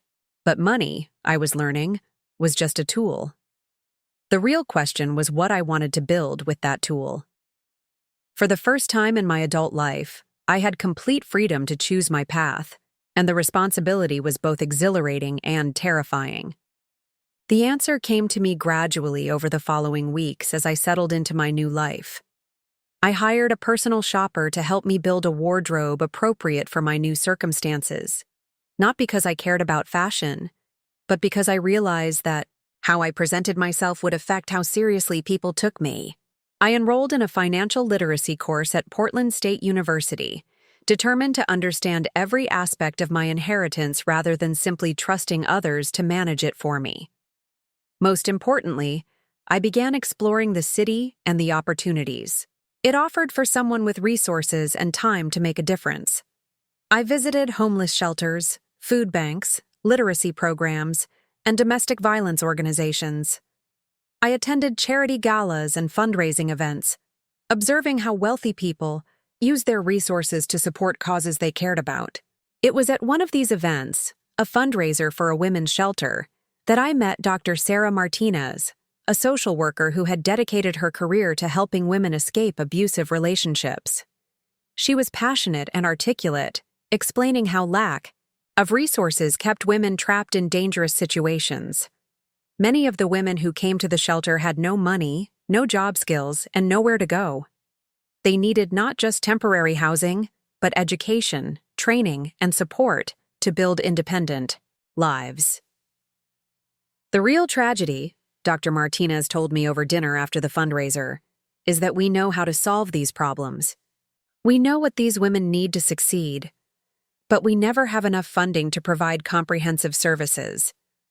We can offer them a bed and a hot meal, but we can't offer them a real chance to change their lives. I went home that night thinking about Dr. Martinez's words, about women who were trapped by circumstances and lack of options, about the difference that real resources could make in their lives. I thought about my own situation 3 years earlier, when I had been financially vulnerable and emotionally devastated, dependent on Richard's willingness to be fair in our divorce settlement. I had been lucky. I had owned half a house and had enough savings to survive on my own. But what if I hadn't? What if I had been completely dependent on Richard's generosity? The idea that began forming in my mind was ambitious and would require a significant commitment of both money and time. But for the first time since inheriting William's fortune, I felt excited about something bigger than myself. I called Dr. Martinez the next morning and asked if we could meet for lunch. Over soup and sandwiches at a quiet restaurant near the university, I outlined my proposal. I wanted to fund a comprehensive program for women leaving abusive relationships, something that would provide not just emergency shelter, but job training, education assistance, childcare, counseling, and transitional housing. I wanted to create a path that would take women from crisis to self-sufficiency, giving them the tools and resources they needed to build independent, successful lives. Dr. Martinez listened with growing excitement as I described my vision. "Eleanor," she said finally, "what you're talking about would be revolutionary. A program like that could change hundreds of lives, maybe thousands. But the startup costs alone would be enormous. We're talking about multiple facilities, full-time, staff, ongoing operational expenses. It would require millions of dollars and years of development." "I have millions of dollars," I reminded her, "and I have years of life left to devote to something meaningful. The question is whether you think it's feasible, whether you would be willing to help me develop and run such a program." Dr. Martinez's eyes filled with tears. "Eleanor, I've been dreaming about something like this for my entire career. I've written grant proposals. I've pitched the idea to foundations. I've begged wealthy donors for support. Everyone always says it's a wonderful idea, but the funding never materializes. If you're serious about this, if you really want to commit the resources necessary to make it work, then yes, absolutely, I would love to help you create it." We spent the next 3 hours sketching out preliminary plans, discussing the various components the program would need, and identifying potential locations for the facilities. By the time we parted, I had committed to funding a feasibility study and hiring Dr. Martinez as a consultant to develop a comprehensive proposal. Oversati. The following months, our informal lunch conversation evolved into a serious business plan. We assembled a team of experts, architects to design facilities, educators to develop training programs, financial advisors to structure the funding, and lawyers to handle the legal framework. We visited similar programs in other cities, studying what worked and what didn't, learning from their successes and failures. The project consumed my days and filled my dreams. I had found something worthy of William's trust, something that would use his fortune to create lasting change in the world.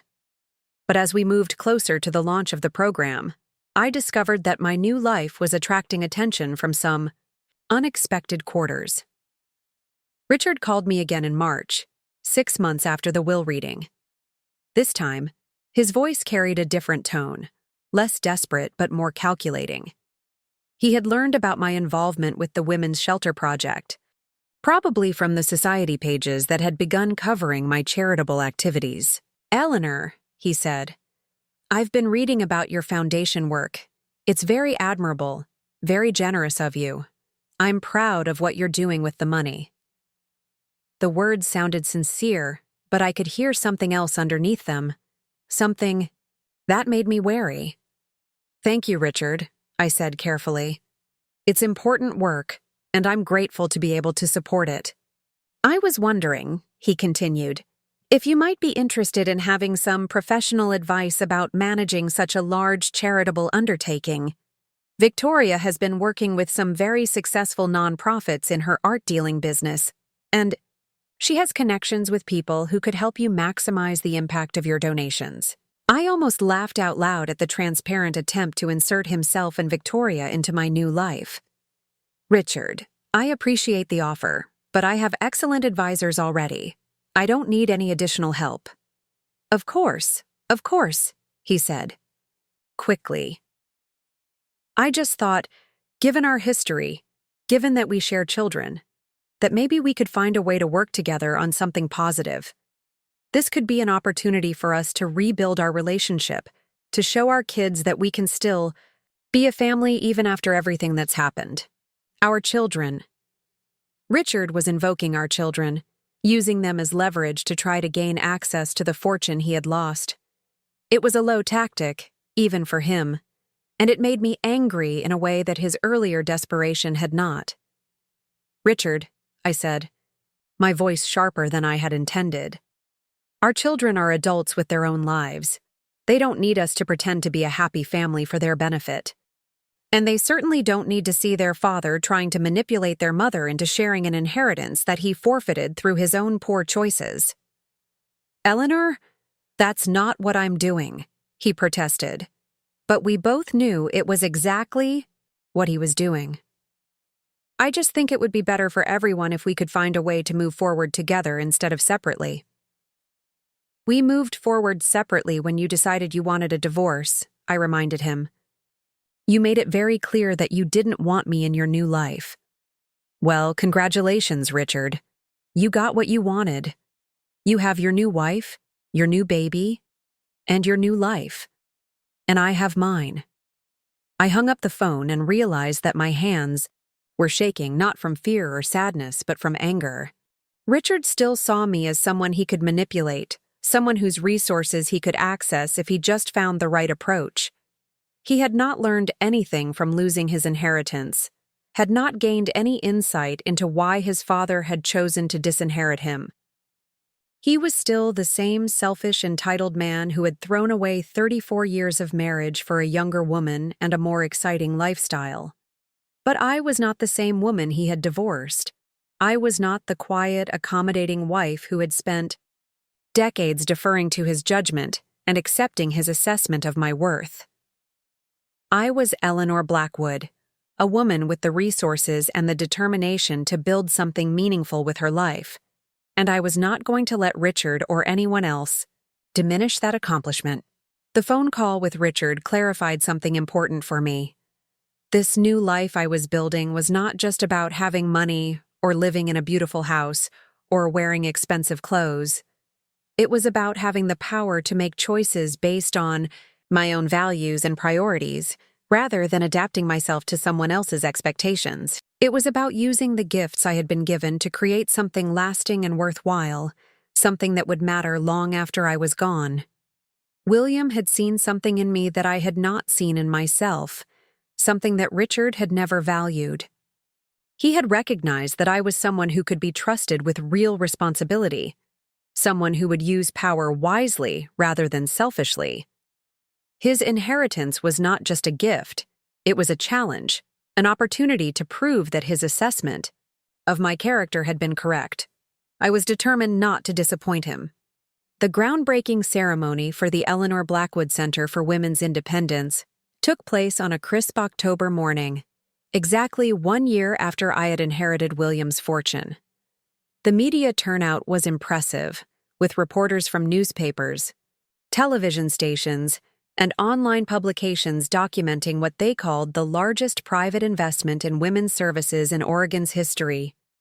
Standing behind the podium, looking out at the crowd of supporters, donors, and future residents, I felt a profound sense of accomplishment that had nothing to do with the money and everything to do with the lives that would be changed by this facility. Dr. Martinez stood beside me as I addressed the gathering, her face glowing with the satisfaction of someone who had seen an impossible dream become reality. The center would house up to 40 women and their children at any given time, providing not just emergency shelter, but a comprehensive 18-month program that included job training, educational support, childcare, counseling, and transitional housing assistance. We had hired a staff of 23 full-time professionals, from social workers to career counselors to childcare specialists, and we had partnerships with local colleges and businesses to provide educational opportunities and job placement services. The facility itself was impressive without being ostentatious, a modern 3-story building designed to feel like a home rather than an institution. Each family unit had its own private space, but there were also common areas for meals, meetings, and activities. The children's areas were bright and cheerful, with play spaces and learning centers designed by child development experts. The job training facilities included a commercial kitchen where residents could learn culinary skills, a computer lab for office training, and workshop spaces for learning various trades. As I spoke about the center's mission and goals, I noticed a familiar figure in the back of the crowd. Richard stood near the parking area, partially hidden behind a news van, watching the proceedings with an expression I couldn't quite read. He was alone, no sign of Victoria or their baby, and he looked older than his 58 years. Our eyes met briefly across the distance, and I saw something in his face that might have been regret, or perhaps just the recognition of an opportunity forever lost.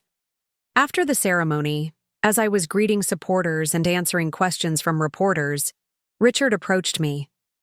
He waited patiently until the crowd around me had thinned, then stepped forward with the careful posture of someone who knew he wasn't entirely welcome. "Eleanor," he said quietly, "congratulations on this achievement. It's truly remarkable what you've built here." His words seemed genuine, lacking the calculated desperation of our previous conversations. I wanted to apologize for my behavior over the past year. I know I've said and done things that were inappropriate, and I wanted you to know that I understand now why my father made the choices he did. I studied his face, looking for signs of manipulation or hidden agenda, but found only what appeared to be sincere remorse. "Thank you, Richard," I said carefully.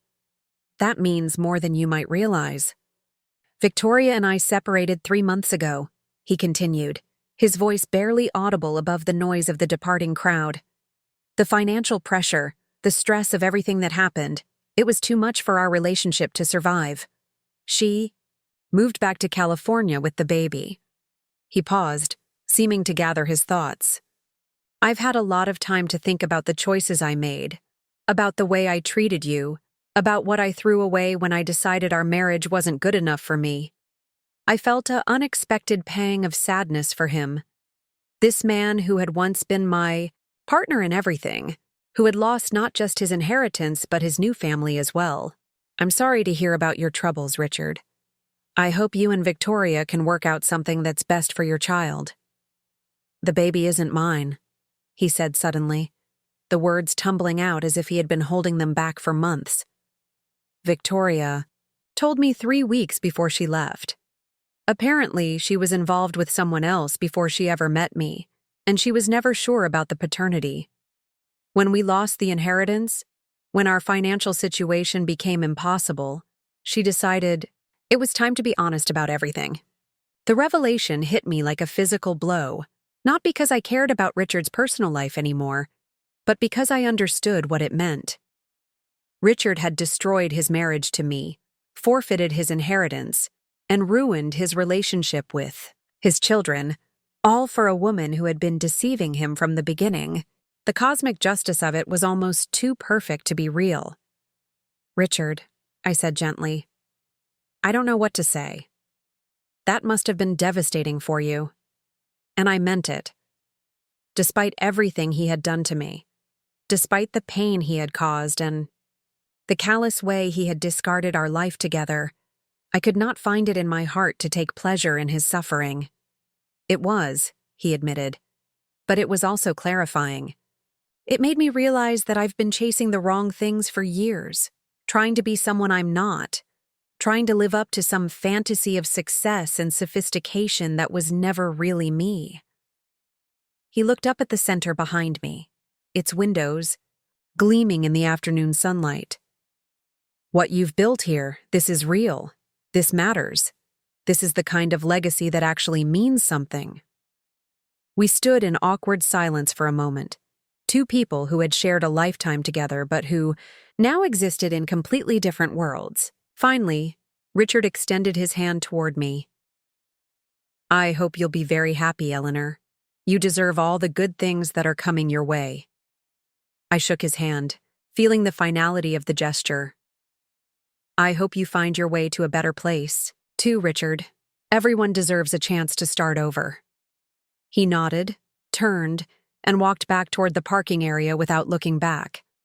I watched him go, feeling not vindication or anger, but a deep sadness for all the ways that people can lose themselves in pursuit of the wrong dreams. The months following the center's opening were among the most fulfilling of my life. I spent several days each week at the facility, not as a distant benefactor, but as an active participant in the program. I taught financial literacy classes, sharing the hard-won knowledge I had gained about managing money and making sound financial decisions. I worked with the career counselors to develop job placement programs, using my connections in the business community to create opportunities for graduates of our program. Most importantly, I spent time with the women themselves, listening to their stories, offering encouragement, and serving as living proof that it was possible to rebuild a life after devastating setbacks.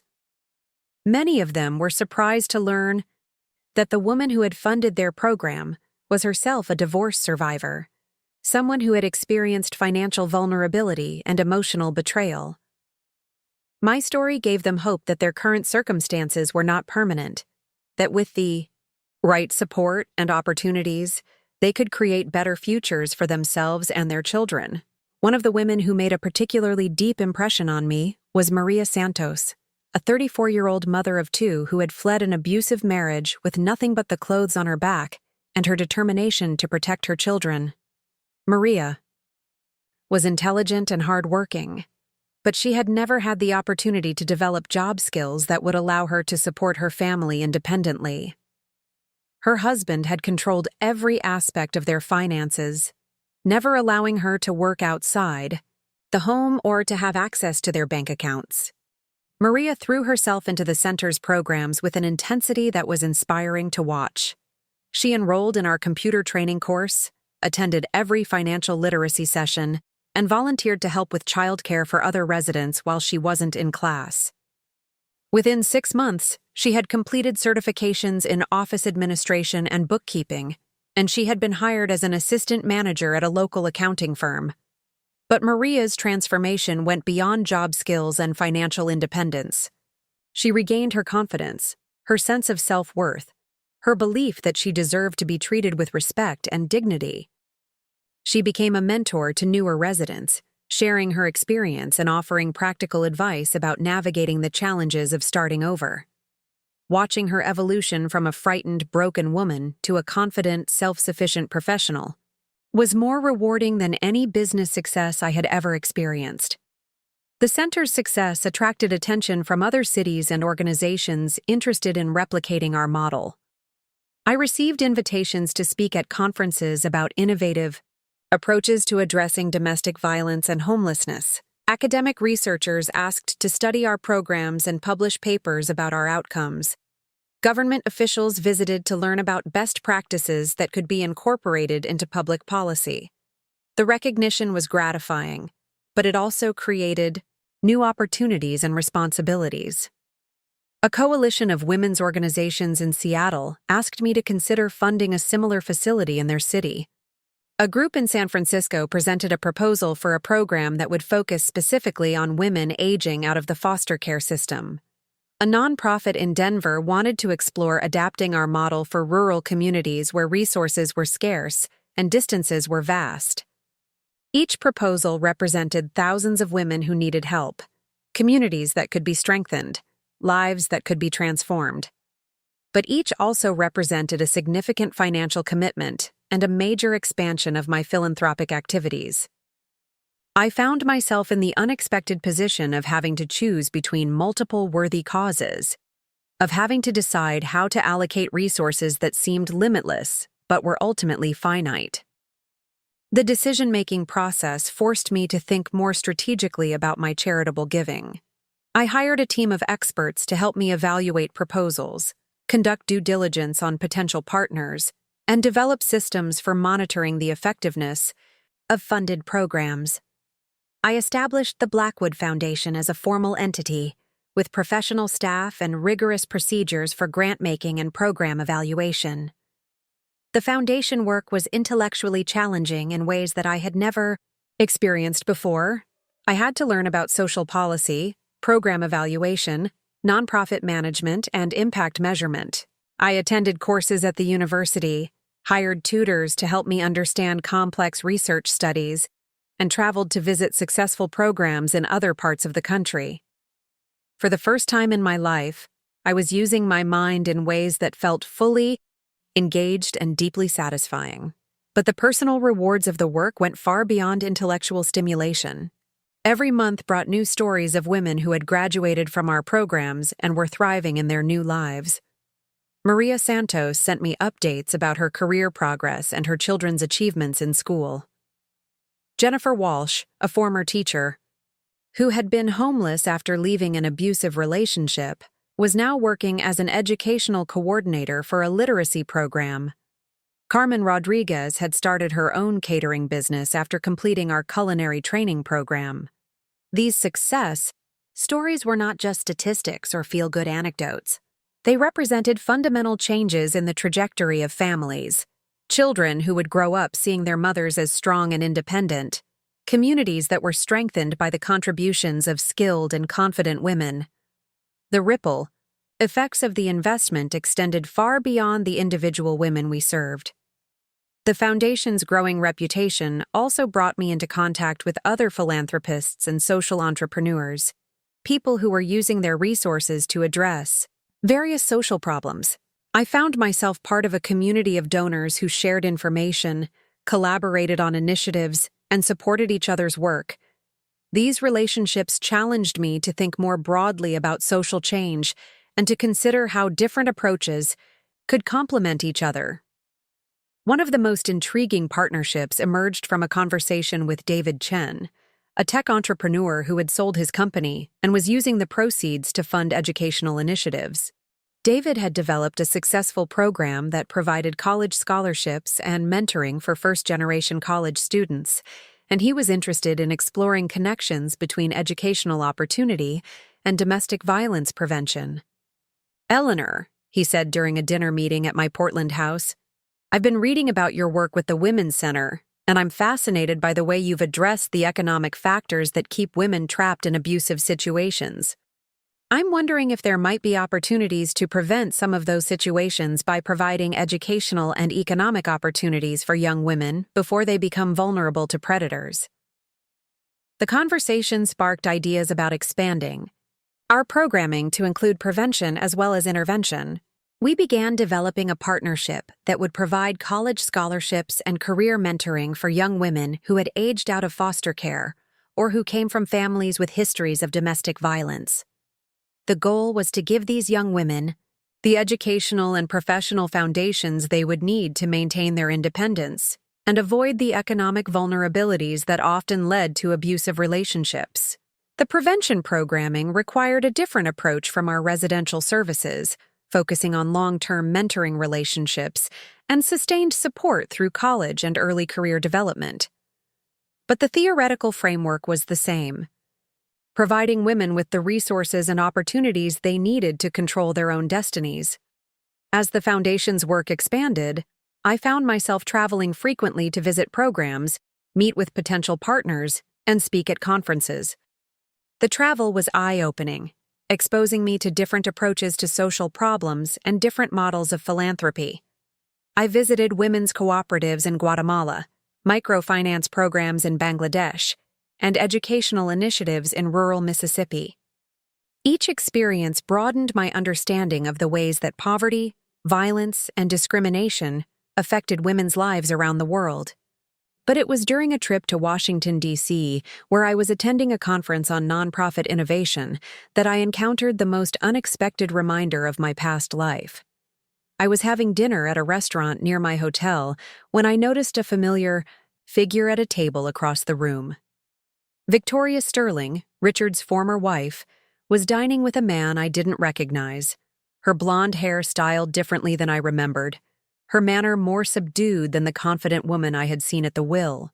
Reading, our eyes met across the restaurant, and after a moment of hesitation, Victoria approached my table. She looked older, more tired, but still beautiful in the way that money and good genetics could create. "Eleanor," she said hesitantly, "I hope you don't mind the interruption. I wanted to say hello and to apologize for my behavior during the will reading. I was shocked and angry, and I said things that were unfair and unkind." I gestured for her to sit down, curious about what had brought about this unexpected encounter and apparent change of heart. "Thank you for the apology, Victoria. That was a difficult day for everyone involved. I've been following your work with the Foundation," she continued, "and I wanted you to know how impressed I am with what you've accomplished. Richard was wrong about a lot of things, but he was especially wrong about you. You've built something remarkable with that inheritance." We talked for nearly an hour, and I learned that Victoria's life had taken several unexpected turns since her separation from Richard. She had moved back to California to be closer to her family while raising her daughter, and she had struggled to rebuild her art-dealing business after the financial disasters of her marriage. She spoke candidly about the mistakes she had made, the ways that greed and ambition had led her to make poor choices about relationships and financial planning. "I thought Richard's inheritance would solve all my problems," she admitted. "I thought marrying him would give me access to a lifestyle that I couldn't afford on my own. I was so focused on the money that I never really considered whether we were compatible as people, whether we could build a sustainable relationship based on something more than financial convenience." Her honesty was refreshing, and I found myself feeling sympathy for this woman who had played such a destructive role in my marriage. Like Richard, she had been chasing an illusion of success and happiness that had ultimately left her worse off than when she started. "The irony," Victoria continued, "is that watching what you've done with that money has taught me more about real wealth than all my years in the art world ever did. You've used your resources to create something lasting, something that improves other people's lives. That's a kind of success that I never understood before." As we parted that evening, Victoria handed me her business card and mentioned that she was working with several California nonprofits on art therapy programs for trauma survivors. "If the Foundation is ever interested in incorporating creative programming into your services," she said, "I would love to explore ways to contribute. I can't undo the damage I caused, but maybe I can find ways to use my skills for something more meaningful than just making money." The encounter with Victoria stayed with me for weeks afterward, serving as a reminder of how the events of 3 years earlier had affected not just my life, but the lives of everyone involved. Richard had lost his inheritance, his marriage, and his relationship with his children. Victoria had lost her financial security and her illusions about what constituted a successful life, but both of them seemed to be learning from their mistakes, finding ways to rebuild their lives on more solid foundations. The contrast between their struggles and my own flourishing was not lost on me. William's gift had given me not just financial resources, but the opportunity to discover parts of myself that had been dormant during my marriage. The shy, accommodating wife who had deferred to Richard's judgment had been replaced by a confident woman who could make complex decisions, manage large projects, and inspire others to achieve their potential. But perhaps the most significant change was in my understanding of what constituted a meaningful life. During my marriage, I had measured my worth by how well I supported Richard's career and maintained our household. Success meant keeping everyone happy and avoiding conflict.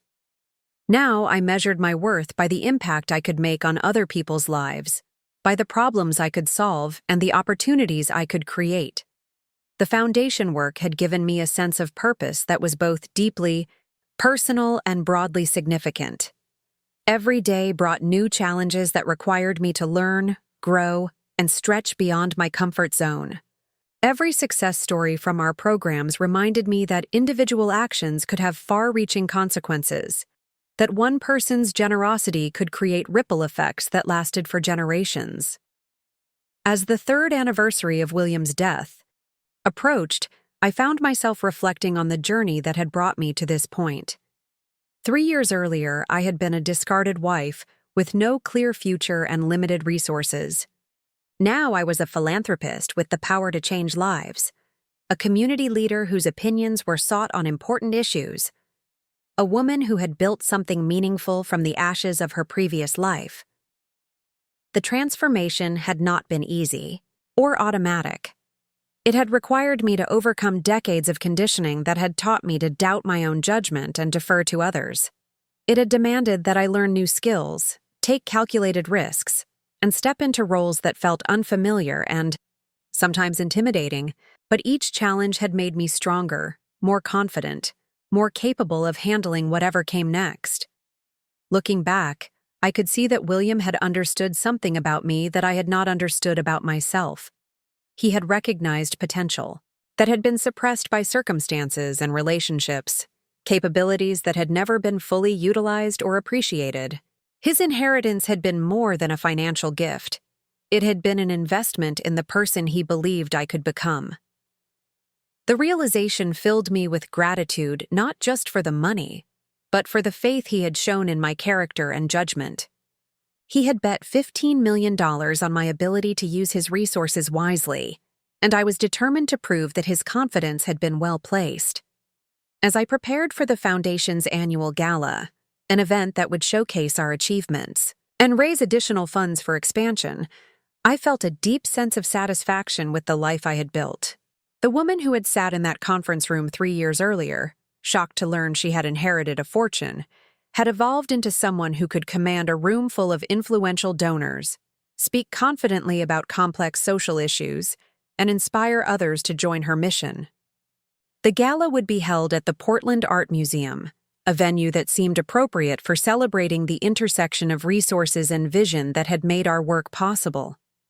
The guest list included business leaders, government officials, nonprofit, executives, and Foundation program graduates who had agreed to share their stories with potential donors. The evening would culminate with the announcement of our plans for national expansion, an initiative that would establish Eleanor Blackwood centers in 5 additional cities over the next 3 years. Standing in my closet, selecting a gown for the evening, I thought about how different my life would have been if Richard had inherited his father's fortune as everyone expected. I would still be living quietly in Salem, probably still working, part-time at the library, still defined primarily by my relationship to a man who had never fully appreciated what I had to offer. Instead, I was preparing to host an event that would raise over $2 million for programs that had already changed hundreds of lives. I was wearing a designer dress that I had chosen not to impress others, but because I felt confident and powerful in it. I was about to address an audience of people who respected my judgment and valued my leadership. William had been right when he told me that duty didn't always get rewarded the way people expected. Sometimes it got rewarded, in ways that were far better than anyone could have imagined. The annual Blackwood Foundation Gala exceeded every expectation I had dared to set. The Portland Art Museum had been transformed into an elegant showcase of our mission, with displays featuring the artwork created by women in our art therapy programs, photographs documenting the construction and opening of our facilities, and interactive presentations showing the measurable impact of our services on the community. The evening raised $3.4 million, surpassing our goal by nearly 40% and providing the resources needed to accelerate our national expansion plans. But the real triumph of the evening came during the testimonial portion of the program, when Maria Santos took the podium to address the assembled crowd of donors and supporters. She stood before an audience that included some of the most powerful people in Oregon, wearing a navy blue dress she had purchased with money from her new job, her children sitting proudly in the front row. Her voice was steady and confident as she described her journey from a frightened abuse survivor to a successful business professional and the role that the center had played in making that transformation possible. 3 years ago, Maria told the hushed audience, I arrived at the Eleanor Blackwood Center with 2 small children, no money, no job skills, and no hope for the future. I was convinced that I was worthless, that I deserved the treatment I had received, that I would never be capable of supporting my family or contributing anything meaningful to society. She paused, her composure never wavering. Tonight, I stand before you as the assistant manager of a successful accounting firm, the owner of my own home, and the proud mother of 2 children who are thriving in school and in life. That transformation was made possible by a woman who understood that everyone deserves a second chance, everyone deserves to be treated with dignity, and everyone has potential that can flourish with the right support. The standing ovation that followed Maria's speech lasted nearly 5 minutes, and I noticed that many people in the audience were wiping away tears. But I was watching Maria herself, marveling at the confidence and grace she displayed while addressing a room full of strangers. This was the same woman who had barely been able to make eye contact during her intake interview, who had apologized for taking up space and asking for help. Her transformation represented everything I hoped to achieve through our programs. After the formal program concluded, I mingled with guests and potential donors, discussing expansion plans and answering questions about our programming model. The conversations were energizing, filled with enthusiasm for the work we were doing and genuine interest in supporting our mission. Several attendees approached me with ideas for additional partnerships and collaborative initiatives that could enhance our services. Near the end of the evening, as the crowd was beginning to thin, I noticed a familiar figure standing near the museum's entrance, apparently waiting for an opportunity to speak with me. My daughter Sarah had flown in from Boston for the gala, something I had not expected given the strained nature of our relationship since the divorce. She looked elegant in a black cocktail dress, her dark hair styled in a sophisticated updo that made her look remarkably like I had at her age. Sarah approached me hesitantly, her expression mixing pride with uncertainty. "Mom," she said quietly, "I wanted to congratulate you on tonight. This whole event, everything you've built with, the foundation, it's incredible. I had no idea you were capable of something like this." Her words were complimentary, but I could hear the underlying surprise in her voice, the implication that she had never imagined her mother could accomplish anything so significant. "Thank you for coming, Sarah," I replied, genuinely touched by her presence despite the complicated feelings it stirred up. "It means a lot to have you here." We walked together toward a quieter corner of the museum, away from the remaining clusters of guests and staff. "Mom, I owe you an apology," Sarah continued, her voice becoming more emotional. "When Dad divorced you, when all that business with Grandpa's will happened, I didn't really understand what was going on. I was angry about the family falling apart. And I guess I blamed you for not fighting harder to keep everything together." She paused, gathering her thoughts. "But seeing what you've accomplished, seeing how you've used that inheritance to help so many people, I realized that I was wrong about everything." The conversation that followed was one of the most honest and meaningful exchanges Sarah and I had shared in years. She told me about her own struggles with relationships, her difficulty trusting people after watching her parents' marriage disintegrate, her confusion about what constituted real success and happiness. She had spent the past 3 years pursuing a high-stress career in finance, accumulating material possessions and professional accolades, while feeling increasingly empty and disconnected from any sense of purpose. "Watching you tonight," she said, "seeing how passionate you are about this work, how confident and happy you seem, it makes me wonder if I've been chasing the wrong things. You've found something that matters, something that makes a real difference in the world. I don't think I can say the same about my own life." I listened to my daughter's reflections with a mixture of sadness and hope. Sadness for the years we had lost, for the relationship that had been damaged by the chaos and pain of the divorce, but also hope for the possibility of rebuilding our connection on a foundation of mutual respect and understanding. "Sarah," I said gently, "it took me 62 years to find work that felt truly meaningful. You have time to figure out what matters to you, what kind of contribution you want to make to the world. The important thing is that you're asking the right questions." We talked for another hour, sharing perspectives on everything from career, satisfaction to family relationships to the nature of true success. By the time Sarah left for her hotel, we had made plans for her to visit the Foundation's facilities the next day, to see firsthand the programs and services that had become the center of my new life.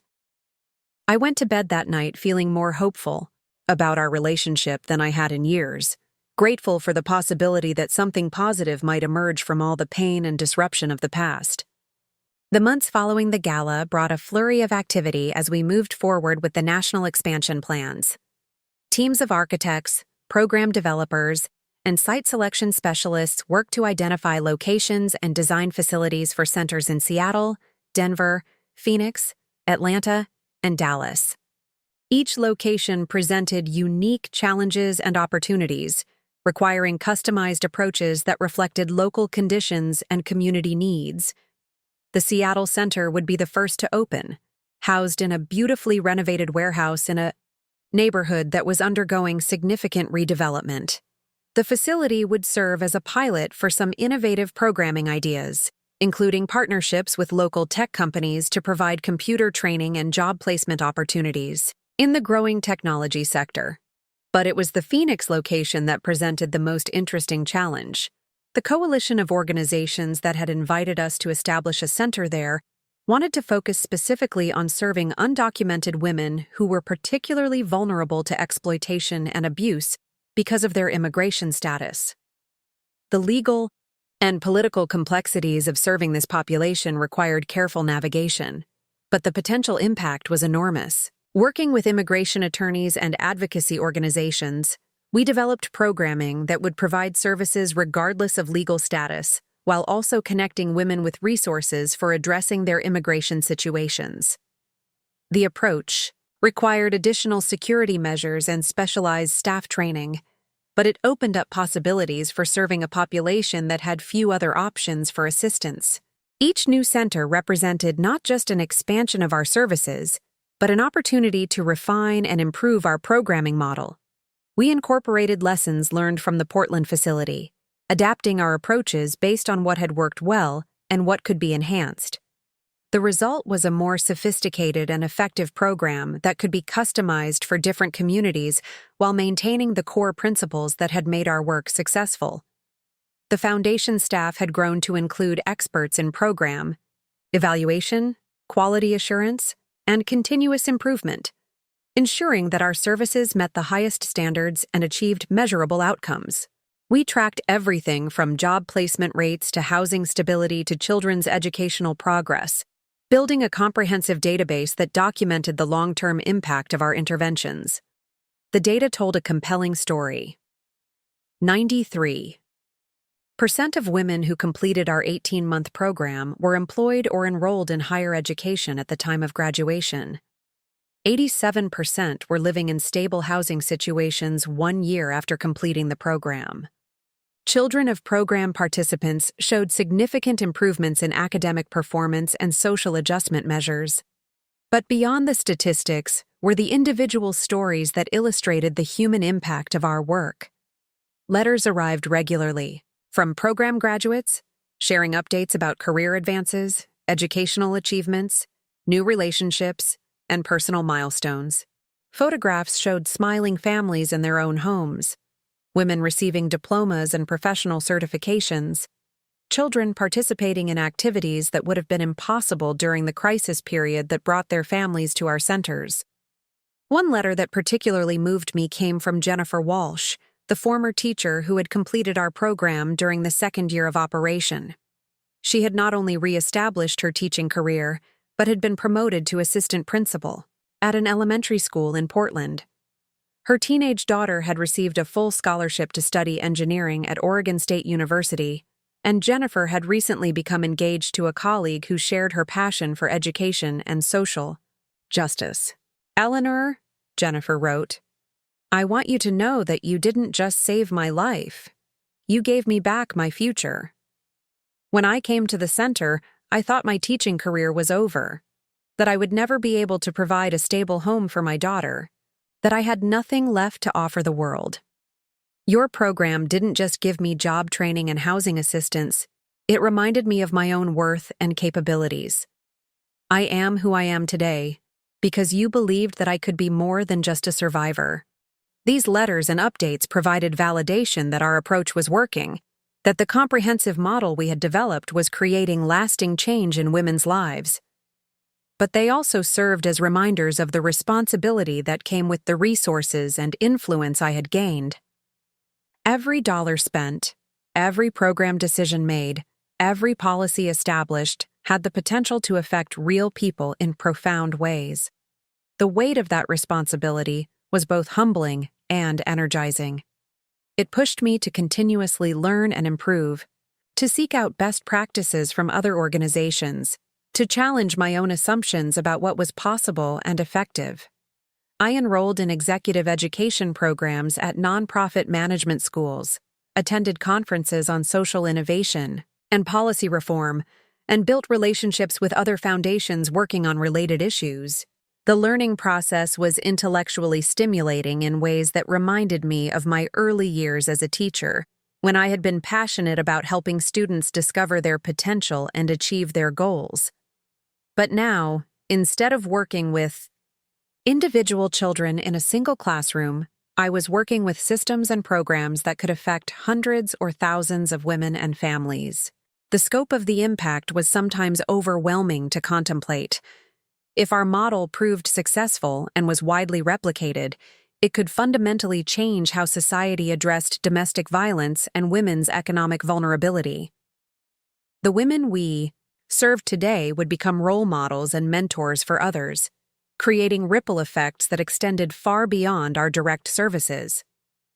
As the 5-year anniversary of William's death approached, I found myself reflecting on the journey that had brought me to this point. The grief and devastation I had felt during those first months after Richard left had been transformed into purpose and passion. The financial security that had seemed like an impossible dream had become a tool for creating opportunities for others. But perhaps most significantly, I had discovered parts of myself that had been dormant during my marriage, capabilities and interests that had never been fully explored or appreciated. The woman who had once doubted her ability to make independent decisions was now managing a multi-million-dollar foundation and influencing social policy at the national level. The personal transformation had been as profound as the professional one. I had learned to trust my own judgment, to speak with authority about subjects I cared about, to command respect in rooms full of powerful people. I had developed friendships based on shared values and mutual respect rather than convenience or social obligation. I had created a life that felt authentic and meaningful rather than simply acceptable. The contrast with my previous existence was stark. During my marriage, I had measured my worth by how well I supported Richard's ambitions and maintained our household. Success meant avoiding conflict and keeping everyone happy. Now I measured my worth by the impact I could make on other people's lives, by the problems I could solve, and the opportunities I could create. The change had not come without costs. My relationship with my children had been strained by the divorce, and its aftermath, though Sarah's presence at the gala suggested that healing was possible. I had lost friends who were uncomfortable with my new status and independence, people who preferred the quiet, accommodating Eleanor to the confident, outspoken woman I had become. But the gains far outweighed the losses. I had found work that engaged my mind and heart in ways that felt completely fulfilling. I had built relationships with people who valued my contributions and respected my leadership. I had created something lasting and meaningful that would continue making a difference long after I was gone. Most importantly, I had learned that it was never too late to discover who you really were, never too late to start over, never too late to build a life that reflected your values and utilized your capabilities. The inheritance had provided the resources and opportunity, but the transformation had come from within, from finally recognizing and embracing my own potential. As I prepared for the Foundation's board meeting where we would finalize plans for the next phase of expansion, I thought about William and the gift he had given me. His inheritance had been more than money, more than property, more than business assets. It had been an investment in the person he believed I could become, a vote of confidence in my character and judgment that had proved to be remarkably prescient. Looking out the window of my Portland home at the city spread below, I felt a deep sense of gratitude for the unexpected path my life had taken. The woman who had been told there was no space for her had created space for hundreds of others.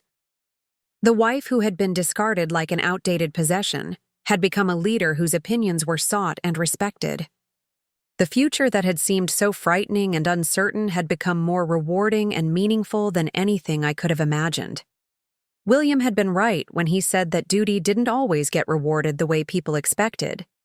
Sometimes, it got rewarded in ways that were far more valuable than anyone could have dreamed. Sometimes it got rewarded with the chance to discover that you were capable of so much more than you ever knew. Up next, you've got 2 more standout stories right on your screen. If this one hit the mark, you won't want to pass these up. Just click and check them out.